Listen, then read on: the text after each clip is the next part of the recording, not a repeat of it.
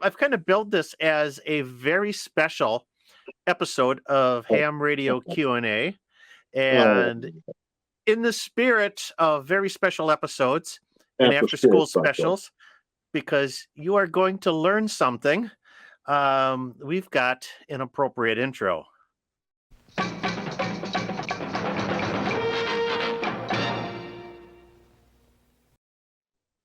You better save that one. We're going to use that down the road again. That's a good one. So, Joe, you had something that should we call it life altering? Well, let's just say this. So I'm going to preface this by saying this: my family is okay, my dogs are okay, and my house is still standing. So I make jokes. That's what I do. I'm lighthearted, and sometimes I don't give a you know what. But in reality, I want everyone to know that in the seriousness of this could have been really bad. Absolutely. In fact, I was pooping bricks for a good couple minutes here, but in the end, everything turned out okay. So Tuesday last week, I'm down here in the shack, right where I'm sitting, and about 8:45 at night, and I hear this weird pop, click, click. Don't know what it is. Kind of look around. I can't find anything. 9 o'clock, I go upstairs, get ready for bed. So about 9:05, 9:10, I lay down in bed, and my wife says, I smell something burning like burning plastic. My first thought is my wife's crazy. She is, but I get up anyways, and I get to the kitchen, and I can hear a smoke alarm going off. Great. What's going on? So I come downstairs in the basement because I bet you I put the smoke alarm down in the basement here a year ago. It was a new one with CO2 and everything on it. And I turned the corner from my stairway to look at my shack, and it's on fire. There are flames shooting up from behind my power supply, going up the wall to the shelf above my radios and everything. So it's like you don't even have a second to process it, you know. So fortunately, I have a fire extinguisher right there. Like I turned the corner, I'm looking at the fire, and right on my left hand there's a fire extinguisher. Like, how lucky can you get? So I hit it. I got the fire out. Fire department was here. There's some damage. Michael, if you want to roll the pictures, bring those up. Pull these up again. That's so imagine where I'm sitting. That's what I'm looking at right now. I cleared up a lot of it.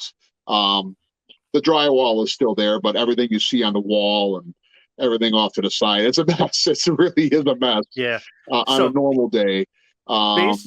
Basically, the way your house is configured, you just it's just a one-story brick house, so the basement stairs goes down into the center. Right, you're looking at the basement stairs right there on the other side of that wall.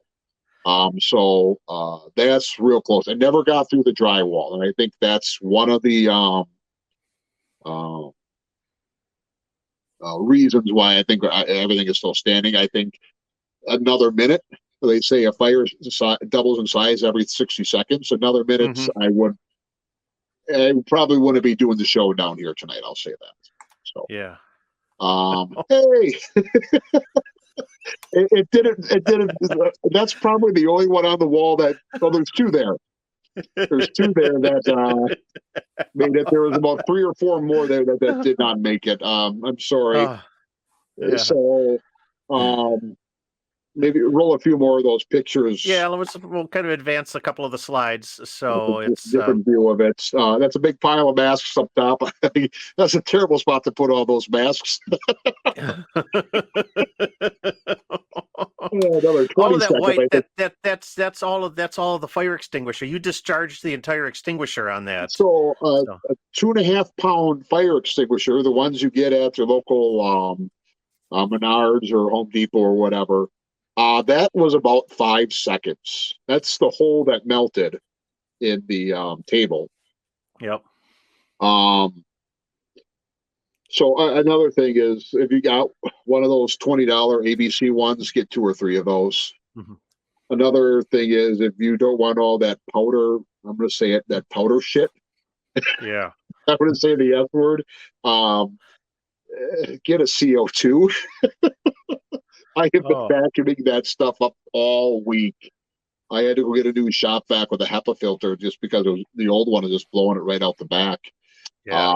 It's still all over, and it's corrosive. If it gets wetted, it will cause some damage to electronics and stuff.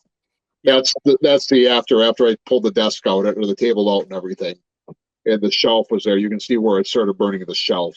Burning through the shelf there. Yeah, underneath. So that But is a. guys, so pay heed to this. Go back one there. Yep. So that's my FT88, which, believe it or not, I opened it up. I soldered a new power cable on it, and I had to kind of play with the fan. It did fire back up.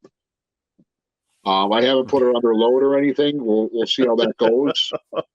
Because all my coax went back there. So every feed line to every antenna I have, except for a 6 meter, is destroyed.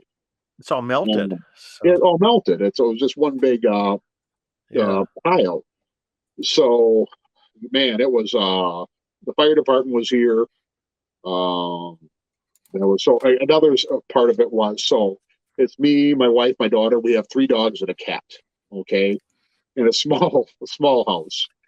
So they all get out. My wife gets all 3 of the dogs and the cat and my daughter out. It's 9:20 at night. It's 10 below outside. Okay, so they all go huddle in her Subaru. Hmm. Right? She's got it out back. Yep.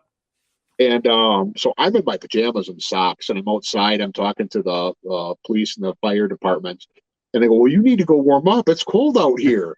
Go in the car with your wife." And I look over there. It's my wife, my daughter, 3 dogs, and a cat. I said, "No, thank you. I'll stay out here." Yeah. I don't think I could fit in there. Well, some Um, people got some questions. So it's basically it's. I don't think we talked about yeah. this. Cause. So Do you here's the know the cause. cause? And I didn't send you. I didn't send you a picture. So what it was is, you see my down there. You see that power supply, that big Astron power supply. That was fine. That actually survived with everything going on. But I had a eBay charger for a Kenwood commercial HT that I purchased in June. And what I can figure is that noise I heard at 8:45 was a little power supply brick blowing up. The electrolytics blew up in it. And I didn't hear it. I didn't look behind there. I didn't yeah. smell any burning plastic or anything because it had been contained. It stayed inside the little brick. Yep. And so the thing is, with the power supply, it happened on the secondary of the transformer. So there's not enough current to trip a breaker. Think about that.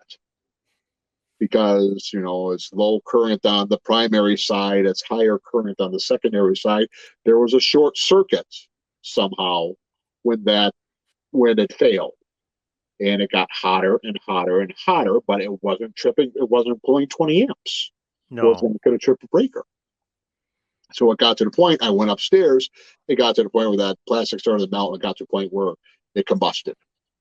Okay, so that was not a Kenwood charger. It was for one, but it was made by Kenwood. And if you've used Kenwood's commercial stuff, it's very high quality. Yep. It was not a charger from a reputable dealer in the United States. It was a cheap eBay one. I'm just going to say it was a cheap eBay one. I mean, I know everything's made in China nowadays or overseas, but sometimes pay the extra $20. Mm-hmm. What I'm going to say. The thing that was really scary is that night I had to call my other friends have the same HT, and I had to call them both to say unplug that damn thing because I told them where to get the charger because we all got the same radio without any batteries or chargers. You got the radio at the So same time. Yeah. right, and so they all within they've all had the same one within 6 months. So I was like, Yeah. unplug it, just toss it. When I find a new one from a reputable dealer, I will let you know. But don't have the same thing happen. No. I'm not going to get my money back from someone on eBay. It's 6 months. I'm not going to fight that fight. It's not going to happen.